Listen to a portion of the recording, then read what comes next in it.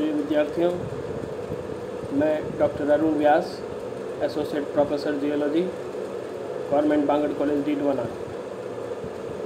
आज के इस व्याख्यान में मैं आपके साथ एमएससी तथा बीएससी थर्ड ईयर जियोलॉजी के विद्यार्थियों के लिए स्ट्रक्चरल जियोलॉजी से संबंधित महत्वपूर्ण स्ट्रक्चर फोल्ड और उस फोल्ड की जो मैकेनिक्स है, जो फोल्ड मैकेनिज़्म है, फोल्ड कैसे बनते हैं, उससे संबंधित जानकारी प्रदान करूंगा। अर्थात आज के इस व्याख्यान में हम फोल्ड मैकेनिज़्म पर चर्चा करेंगे। जैसे कि पहले के व्याख्यान में फोल्ड के बारे में आपको डिटेल में जानकारी प्रदान की गई थी।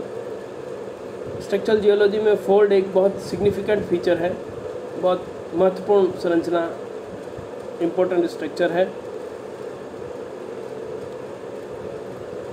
आज हम फोल्ड मैकेनिज़्म पर चर्चा करेंगे, लेकिन उससे पहले आपको एक बार फिर से रिमाइंड कराते हुए कि फोल्ड है क्या। The bending of rock strata due to compressional forces acting tangentially और horizontally towards a common point और plane from opposite direction is known as folding. यानी किसी संस्तरों पर दो विपरीत दिशाओं से अगर कंप्रेशनल फोर्स टेंजेंशियली या हॉरिजॉन्टली लगता है तो उस संस्तर में जो बेंडिंग आ जाती है उसे हम फोल्ड कहते हैं। It is the result in the crumbling of strata forming wavy undulation on the earth which are known as fold.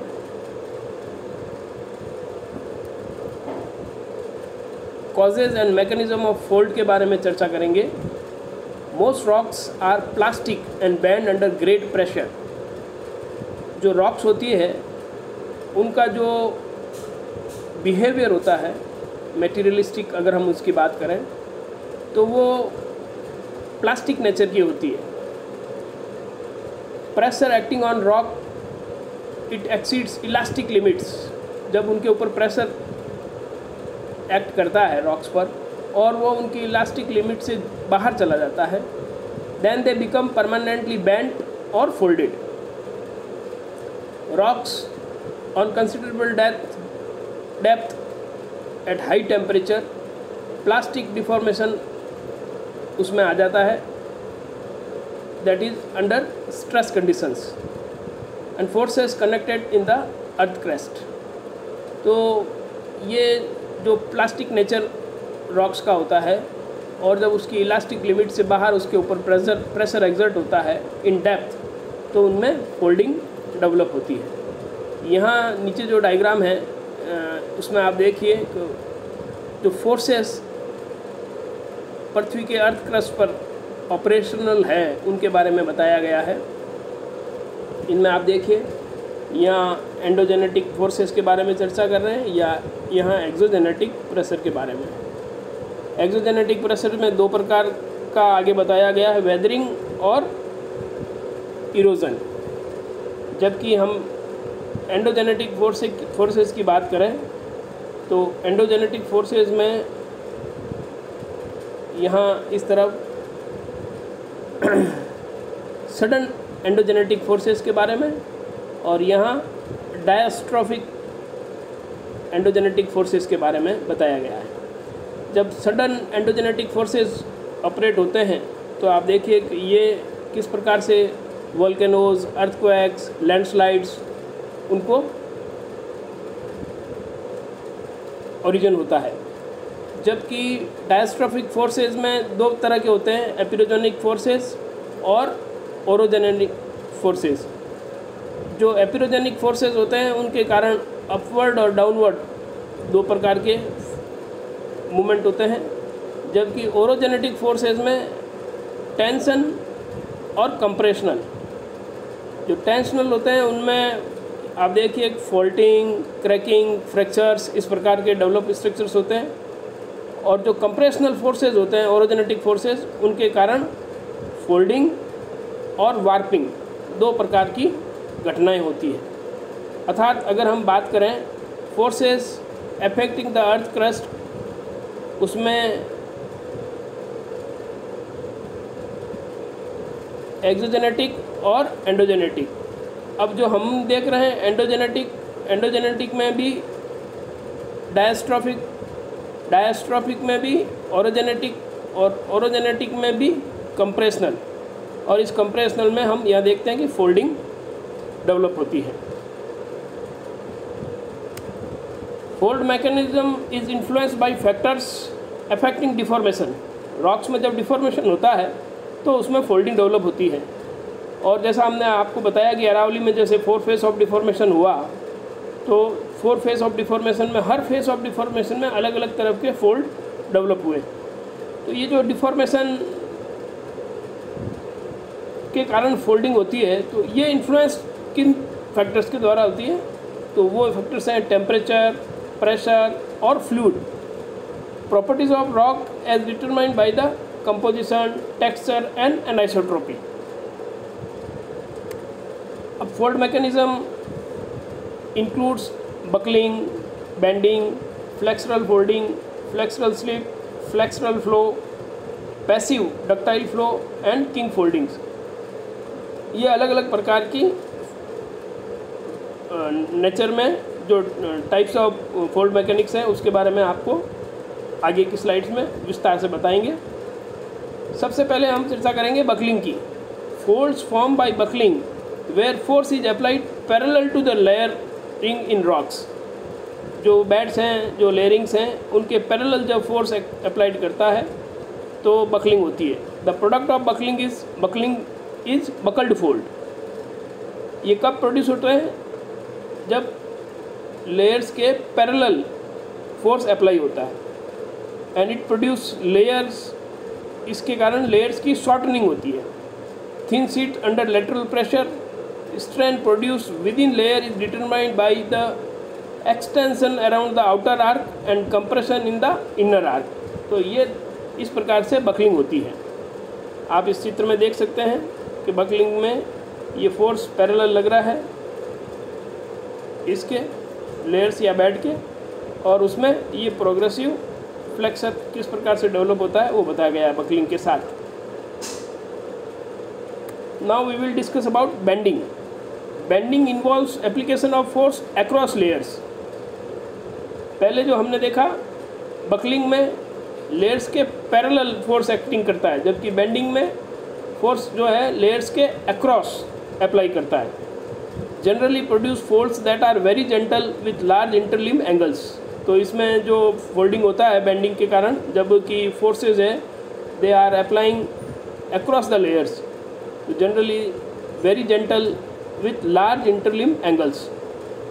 Layers in bendings are bent like an elastic beam that has been supported at the ends and loaded in the middle. तो ये इसमें आप चित्र में देख सकते हैं कि बेंडिंग में फोर्स जो है पैरेलल नहीं होकर उसके अक्रॉस करते हैं। तो यहाँ जैसे ये फोर्स ज़्यादा है वेट का, तो ये यहाँ इसमें ज़्यादा फोर्स होने के कारण यहाँ बेंडिंग हो गया।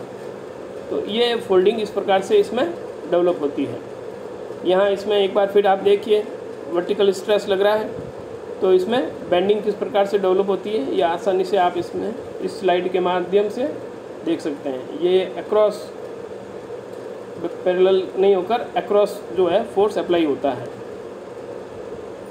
यहाँ इस चित्र में आप देखिए कि क्वासी फ्लेक्सरल ये जो डायग्राम है, इसमें mean ductility of the rocks and ductility contrast, उनके रेफरेंस में किस प्रकार का फोल्ड बनेगा, ये फोल्ड मैकेनिक्स इस ग्राफिकल रिप्रेजेंटेशन के द्वारा समझाया गया है। यहाँ आप देखिए कि ये इधर mean ductility of the rocks देखी गई है, इधर डक्टिलिटी कॉन्ट्रास्ट देखा गया है। ये 3 प्रकार का बताया गया है, हाई, मॉडरेट और यहाँ लो। और इस साइड में मीन डक्टिलिटी लो, मॉडरेट, हाई और वेरी हाई। तो इसमें आप देखिए कि जो इस क्षेत्र में है, यानी जो मीन डक्टिलिटी है वो लो से मॉडरेट के बीच में रहेगी, और अगर डक्टिलिटी कॉन्ट्रास्ट की बात करें तो वो जो लो से हाई की तरफ यहाँ नीचे की तरफ जाएगा, तो ये फ्लेक्सरल स्लिप फोल्ड बनेंगे। इसके बाद इस क्षेत्र में फ्लेक्सरल फ्लो फोल्ड बनेंगे, और इस ऊपर वाले क्षेत्र में ये पैसिव टाइप ऑफ फोल्ड्स का निर्माण होगा। फ्लेक्सरल फोल्डिंग क्या होती है? Simple bending due to lateral compression, stress axis horizontal, strata with और विदाउट स्लाइड वन अनदर। तो ये जब कंडीशंस होगी तो फ्लेक्सरल फोल्डिंग बनेगी। और फ्लेक्सरल स्लिप कैसे होगा? Act usually in low temperature and pressure found at shallow depth within the earth crust. इस कंडीशंस में फ्लेक्सरल स्लिप होगी। Parallel concentric folds form by buckling और bending, concentric parallel folds develop होंगे buckling और bending के कारण। Slip in these folds is parallel to the layering, इसमें जो स्लिप होगा जो मूवमेंट का, that is slip in these folds is parallel to the layering and characterized by slickensides fibres. They have constant layer thickness, उनकी जो thickness है limbs की वो एक समान रहती है। तो this is what all about flexural slip folding.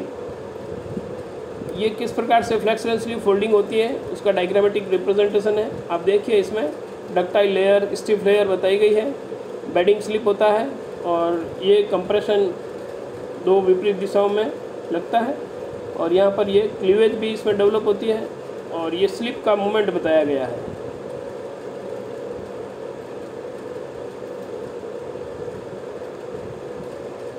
तो इस प्रकार से ये रसोल सोरकाबी 2013 उन्होंने जो अपना ये डायग्रामेटिक किसी रिसर्च पेपर में दिया था उसको यहाँ आपके साथ साझा कर रहे हैं। इंटरनेट पर उपलब्ध विभिन्न रिसर्च पेपर्स और विभिन्न रिसर्च वर्क से जो अच्छी सामग्री आपको पढ़ाने के उद्देश्य से यहाँ उपयोग में ली जा रही है, तो उनको हम ड्यूली एक्नॉलेज करते हैं। क्योंकि ये नॉन कमर्शियल हैं, तो कुछ कॉपीराइट्स वाले इशू जो हैं उनको भी हम यहाँ इस एक्नॉलेजमेंट के साथ यहाँ उनका ब्यौरा दे रहे हैं कि ये हम हमारे विद्यार्थियों को अच्छे तरीके से अप टू डेट जो नॉलेज है वो किस तरह से साझा किया जा सकता है, वो यहाँ हम कर रहे हैं। यहाँ इस चित्र में भी फ्लेक्सरल स्लिप फोल्ड्स को समझाया गया है। इसमें आप देख सकते हैं कि इस एरिया में there is no slip in the hinge area, जबकि जो हम यहाँ इनके हिंज से दूसरी दोनों तरफ जाएंगे लिम्स में देयर इज स्लिप। यहाँ आप देख सकते हैं कि ये इस प्रकार से स्लिप्स जो है समझा जा सकता है। इसी तरह से यहाँ पे भी आप देखिए ये स्लिप इस दिशा में बताया गया है। Opposite shear displacements on the limbs consistent from anticline to syncline, strong layers with finite thickness from parallel beds.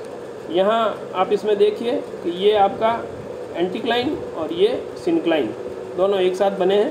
इसको अगर अपन यूँ देखें तो ये एंटीक्लाइन हो गया और ये इधर सिंक्लाइन हो गया। Now we will discuss about flexural flow. Flexural flow requires moderate to high ductility contrast between layers. ये कंडीशंस होनी चाहिए।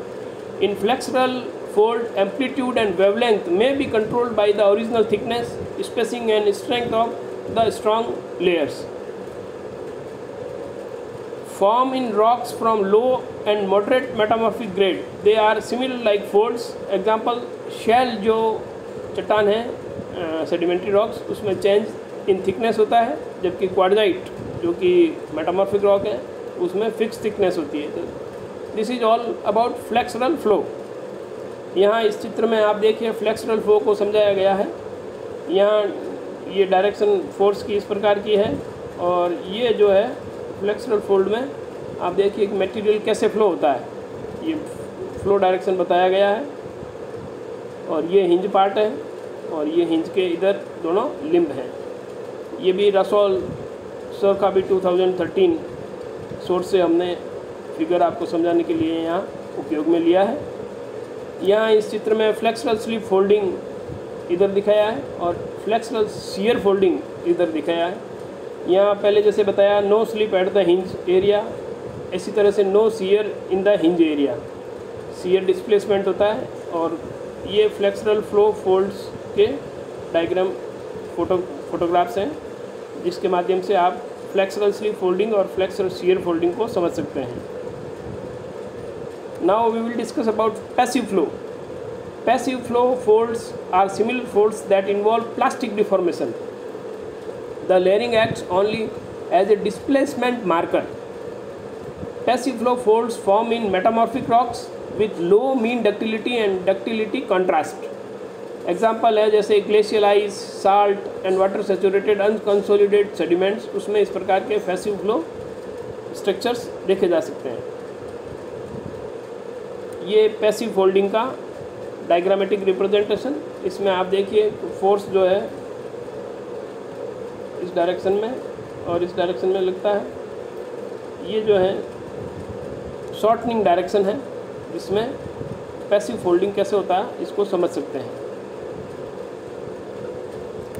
ये पैसिव फ्लो फोल्ड्स का डायग्राम और इसकी स्कीमेटिक डायग्राम किस तरह से ये बनता है इसमें स्लाइड में दिखाया गया है। ये पैसिव शियर फोल्डिंग, इसमें heterogeneous simple shearing transfers to layering और एक्सियल प्लेन के अलॉन्ग किस प्रकार से शियरिंग के कारण फोल्डिंग डेवलप होता है वो समझाया गया है। Passive slip folds, passive slip folds के बारे में जानकारी इस स्लाइड में बताई गई है। Passive slip folds a type of similar folds form by shearing along planes inclined by layering form by simple shear and not pure shear. इसमें केवल शियरिंग नहीं होता, उसके अलावा भी फोर्सेस लगते हैं और टाइप ऑफ सिमिलर फोल्ड्स की नेचर का ये पैसिव स्लिप फोल्ड्स इसमें डायग्राम में और फोटोग्राफ में देखा जा सकता है।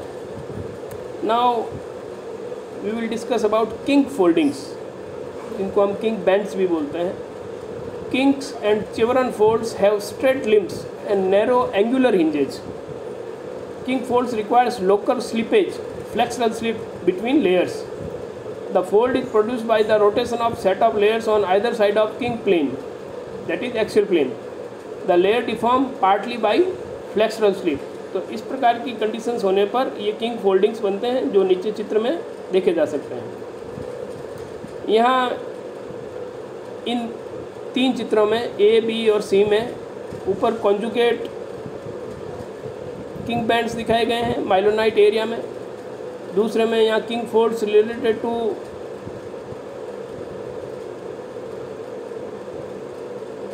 लेरामाइट थ्रस्टिंग वहाँ दिखाया गया है। और तीसरे में kink line folds in oceanic sediment in Oman. ये तीन प्रकार के conjugate kink bands, kink folds और किंक लाइन फोल्ड्स इसमें दिखाए गए हैं। यहाँ इस चित्र में आप यहाँ ये चिवरन फोल्ड, शार्प हिंज फोल्ड जिनको बोलते हैं, शार्प हिंज फोल्ड, तो इनकी जो हिंज है वो बिल्कुल शार्प है, ये चिवरन फोल्ड्स कहलाते हैं, इनको दिखाया गया है। और इसमें यहाँ डायग्राम के साथ यहाँ फील्ड का फोटोग्राफ्स है जिसमें आप शार्प हिंज चिवरन फोल्ड्स को आसानी से देख सकते हैं। यहाँ वो जो सामग्री हमने इंटरनेट से ली उनको यहाँ एक्नॉलेज किया गया है। अब ये सब कुछ समझने के बाद थ्योरेटिकल अगर हम बात करें तो थ्योरेटिकल समझने के लिए हमने जो परवीन सिंह की इंजीनियरिंग जियोलॉजी की किताब है उसमें जो उन्होंने कॉजेज ऑफ फोल्डिंग एक्सप्लेन किया है। अब आगे इस व्याख्यान के दूसरे पार्ट में हम जो engineering and general geology book authored bye, जिसके ऑथर परवीन सिंह हैं, उसमें उन्होंने कॉजेज ऑफ फोल्डिंग को कैसे समझाया है वो उन पुस्तक के पृष्ठों को आपके साथ स्लाइड के माध्यम से साझा करके आगे इस व्याख्यान को बढ़ाएंगे। कॉजेज ऑफ फोल्डिंग के बारे में अगर हम चर्चा करें तो folding may be either due to tectonic causes और due to non tectonic causes. लेकिन हमारे लिए जब इंजीनियरिंग कंसिडरेशन की हम बात करते हैं तो जो टेक्टोनिक कॉजेज़ के कारण जो फोल्डिंग डेवलप होती है वो ज़्यादा महत्वपूर्ण होती है और हम उस पर ही चर्चा करेंगे। The tectonic folding may be due to any one or more of the following mechanisms. तो पहला है folding due to tangential compression. इसमें लेटरल कंप्रेशन की बात की, जो हमने पहले आपको सारा कुछ समझा दिया, उसको थियोरेटिकल कैसे समझना है उस संदर्भ में आपको ये पुस्तक के प्रश्न जो है यहाँ साझा करके समझाने की कोशिश की जा रही है। Lateral compression is believe to be the main cause for throwing the rocks of the crust into different types of folds depending upon the types of rock involve in the process and also the direction and magnitude of the compression affecting those rocks. अर्थात जो चट्टान जिसमें folding हो रहा है उसकी क्या nature है, उसकी क्या कंपोजिशन है, क्या उसका कॉम्पैक्शन है, और उसके ऊपर फोर्सेस जो लग रहे हैं लेटरल कंप्रेशन, उनका क्या नेचर है, इन सब के कॉम्बिनेशन के आधार पर डिपेंड करता है किस प्रकार की फोल्डिंग होगी। In general this primary force is believe to act at right angle to the trend of folds. जो फोल्ड बने हैं उनके राइट एंगल पर ये फोर्सेस लगते हैं। Under the influence of the tangential stresses, folding may develop in either of three ways: flexural folding, flowage folding and shear folding, जो आपको पहले व्याख्यान के पहले पार्ट में बताया गया था। यहाँ आप इसमें चित्र में देख सकते हैं कि यहाँ इस प्रकार से अपोजिट डायरेक्शन में टेंजेंशियल कंप्रेशन फोर्स लगा, और ये जो नॉर्मल जो स्ट्राटा था उसमें फोल्डिंग डेवलप हो गया। दूसरे केस में आप देखिए कि यहाँ एक स्थिर बॉडी है हार्ड रॉक्स की, और उसके साथ ये दूसरी तरह के रॉक फॉर्मेशन है। इधर से जब फोर्स लग रहा है एक साइड से, तो यहाँ ये बैरियर है, यहाँ ये वापस फोर्स लगा रहा है उधर, तो उस कारण से यहाँ इनमें ये बेंडिंग फोल्डिंग डेवलप हो गई। तो ये इस प्रकार की फ्लेक्सुरल फोल्डिंग है। Flexural folding, it is that process of folding in which the competent or stronger rocks are thrown into folds due to their sliding against each other under the influence of lateral compression. This is also distinguished as flexural slip folding, in which the slip or movement of the strata involved take place parallel to the bedding planes. Bedding planes के along slip होने के कारण जो folding develop होती है उसे हम flexural slip folding कहते हैं। It has been established that in flexural folding the amount of slip, hence the ultimate type of fold, depends on a number of factors. ये amount of slip जो है वो कैसे किस पे डिपेंड करता है, तो thickness of layer and nature of contact. Thicker the layer greater is the slip. जितनी मोटाई लेयर की होगी बेड की, उतना ही ज़्यादा स्लिप होगा। Further cohesion less contacts favour easy and greater slip. ये भी कंडीशंस इसमें इसके साथ है। Distance from the hinge point, greater the distance from the hinge point larger is the displacement, so much so that it may be negligible eight the hinge point. Hinge point pay slip displacement minimum होगा, और जो जो इससे hinge से दूर जाएंगे ये बढ़ता जाएगा, जैसा कि पहले आपको पार्ट 1 में इसके व्याख्यान में समझाया गया था। उसके बाद type of the rocks involved, वो भी एक महत्वपूर्ण फैक्टर है। जैसे siltstone, sandstone and limestone are more prone to the flexural slip folding compare to soft clays and sands. तो जो अगर सॉफ्ट रॉक्स हैं तो उनमें स्लिप जो है फ्लेक्सुरल स्लिप वो कंपैरेटिवली कम होगी।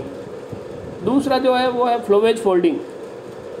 It is the principal process of folding in incompetent or weaker plastic types of rocks such as clay, shells, gypsum and rock salts. During the compression, the material of the involved layers behave almost as a viscous or plastic mass. तो जो soft rocks हैं उसमें जब इस प्रकार का compression force लगता है, जैसे कि रॉक्स हैं clay, shells, gypsum, rock salts, तो वो बिल्कुल विस्कस प्लास्टिक के मास की तरह बिहेव करती है and get buckled up and deformed at varying rates, suffering unequal distortions, कहीं ज़्यादा कहीं कम. In such case, the thickness of the resulting fold does not remain uniform.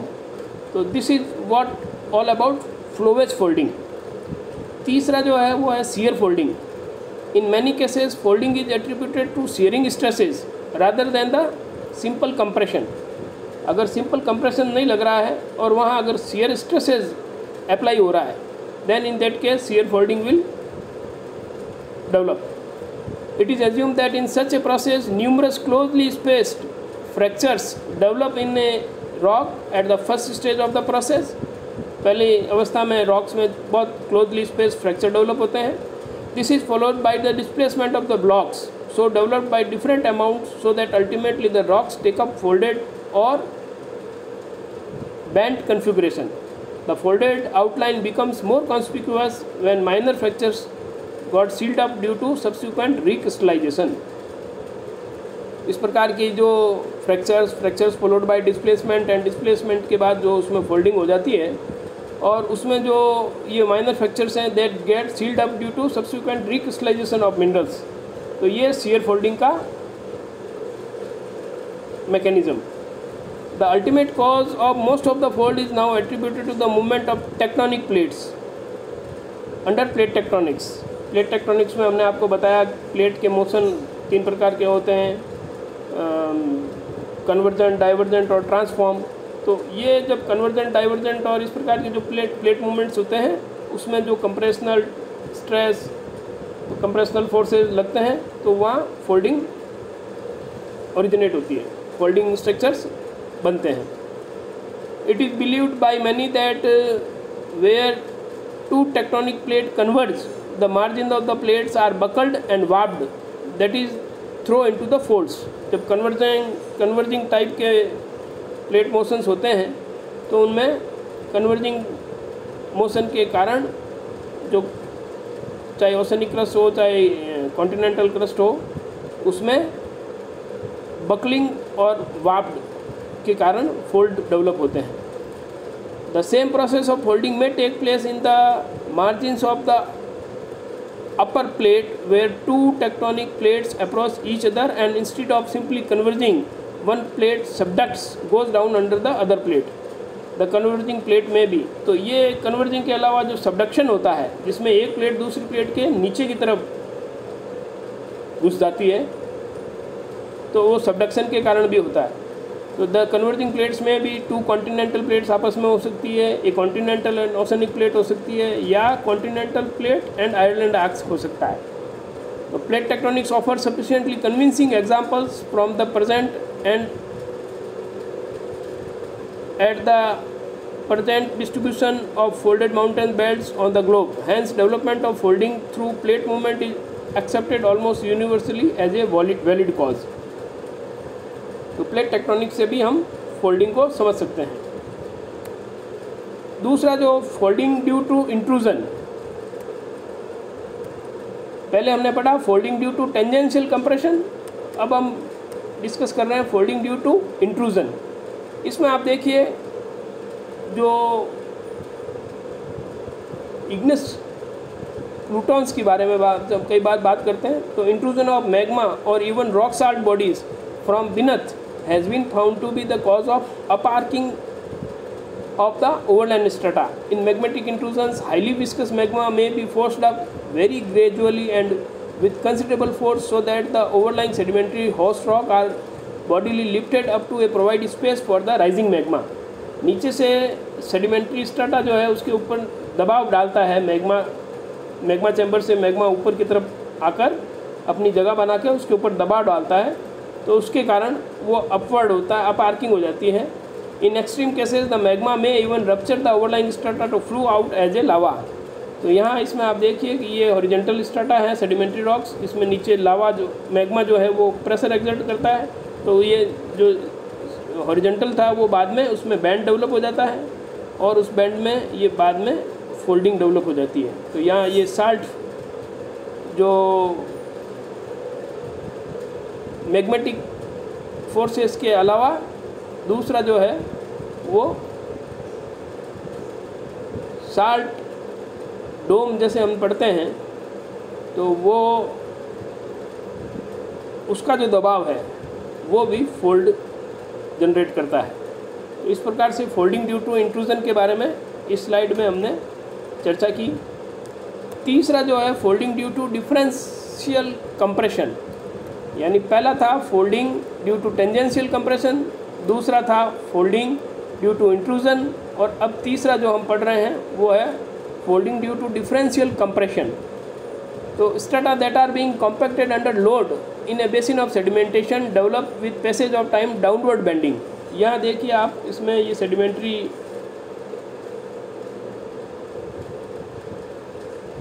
जो स्ट्रटा है उसके ऊपर धीरे धीरे सेडिमेंटेशन होता रहता है।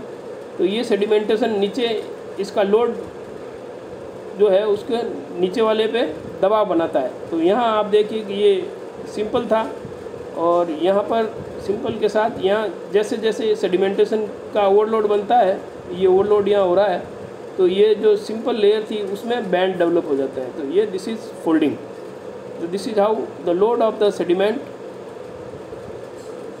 क्रिएट प्रेशर, और उससे फोल्डिंग डेवलप होता है। तो strata that are being compacted under load in a basin of sedimentation develop with passage of time downward bending, especially in the zones of maximum loading. If the strata in question is not homogeneous, the bending may not be uniform in character. यहाँ अगर ये जो नीचे जिस पे sedimentation हो रहा है उनकी होमोजेनिटी नहीं है, तो नेचुरली जहाँ वीक होगा वहाँ दबाव ज़्यादा पड़ेगा, जहाँ स्ट्राटा थोड़ा मजबूत होगा वहाँ बेंडिंग कम होगी। तो इस तरह से जो वार्पिंग और फोल्डिंग होगी वो यूनिफॉर्म करेक्टर की नहीं होगी। Such folds are however totally dependent on the load from above and are attributed to superficial causes. These are therefore non tectonic folds.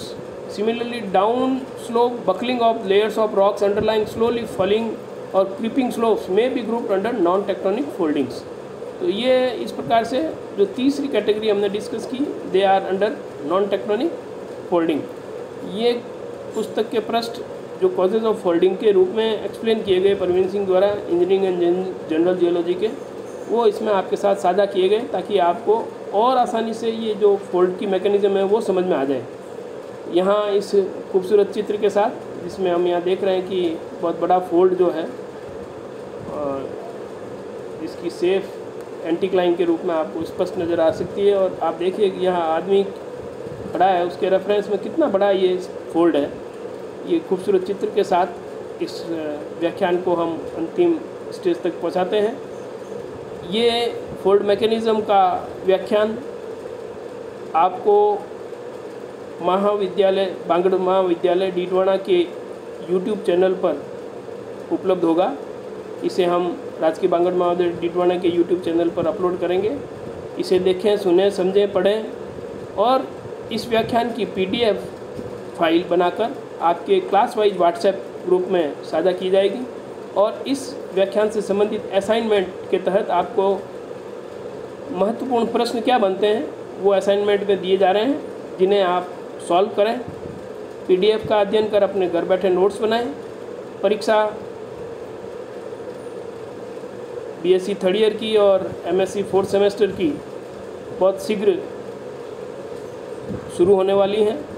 अपने अध्ययन को, घर बैठे अध्ययन को और मजबूत करें, और जो ई प्लेटफॉर्म के माध्यम से लगातार हम पिछले कई महीनों से इस कोविड-19 की पैंडेमिक के दौर में आपको घर बैठे आपको अध्ययन की सुविधा के लिए जो ई कंटेंट, जो PDF, जो ई लेक्चर्स, जो यूट्यूब पर अपलोड किए हुए लेक्चर्स साझा कर रहे हैं, उनका बार बार अध्ययन करें, समझें, सोचें, पढ़ें, और अपने कैरियर को मजबूत करने के लिए अपने स्टडी आवर्स को थोड़ा और बढ़ाएं, ताकि आने वाली परीक्षाओं में आपकी परीक्षाएं अच्छी हो और आपका भविष्य उज्जवल हो। आपको आने वाली परीक्षाओं के लिए और उज्जवल भविष्य के लिए शुभकामनाएं। आप जो असाइनमेंट दिया जा रहा है उसके प्रश्नों को भी हल करें, और कोविड-19 की इस महामारी में जब भी घर से बाहर निकलें तो राज्य सरकार की और केंद्र सरकार की जो गाइडलाइंस हैं उनका अक्षरशः पालन करें। मास्क लगाकर बाहर निकलें, सोशल डिस्टेंसिंग फॉलो करें, 2 गज की दूरी पर रहें, और बार बार सैनिटाइज करें। सतर्क रहें, जब तक वैक्सीन नहीं आती है हमें कोविड से लड़ने के लिए सतर्क रहना होगा। सतर्क रहते हुए भी पॉजिटिविटी के साथ खूब पढ़ें और अपने कैरियर को मजबूत बनाएं।